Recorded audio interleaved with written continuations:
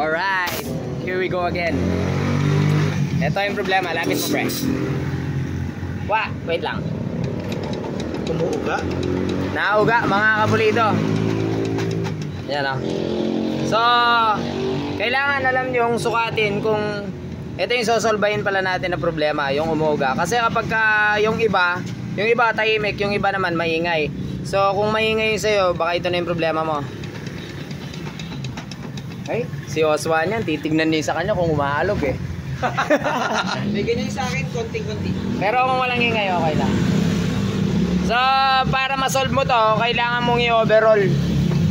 Pero kung di ka naman maselan, okay lang sa'yo medyo may ingay na parang ang tunog kasi niyan pagka yan, kung ano yung tunog na yan, tug-tug-tug-tug, gumagano pag naka-minor. Yan. Parang nagnanak. Yan o. So, para ma-solve mo yan, kailangan mo siyang i-overall. So, tulad nito mga kapulido, sa solve natin, i-share ko lang yung tips kung paano ko gagawin yan. So, dali huwag muna natin buksan. Bubuksan.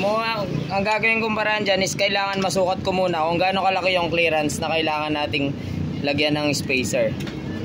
So, susukatin ko na siya dyan sa pinakamababa niya.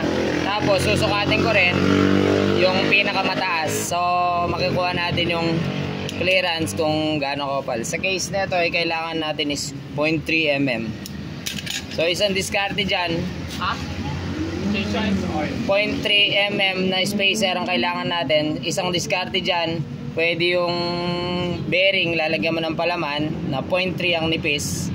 Or dito tayo sa outer bearing, kasama natin, yun ang lalagyan natin ng spacer like this. Insekto po. Shoutout sa'yo, insekto. Ang galing mong umakyat. Yan, nabuksan na.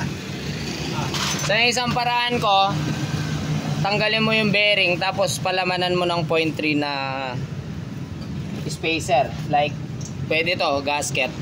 Yung gumawa ka ng sasakto dun sa pagitan ng bearing at nasikonyal. Pero ito, mas madali ito mga kapulido. Piston ring, ay oil ring. Oil ring ng 54mm or 59, pwede rin. So pag sinukat mo kasi yan, eksakto 0.3 mm.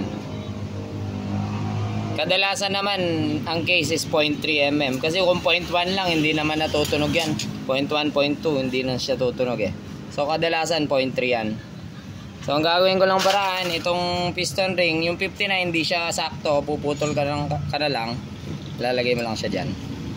Uy, saktong-sakto Pag pinutol, yon, napakadali, di ba? Yan, oh. Ayan, nandyan na siya. So, amazing. lagyan lang natin ng gasket to, tapos isarado natin. Tingnan natin mamaya kung may alog pa siya.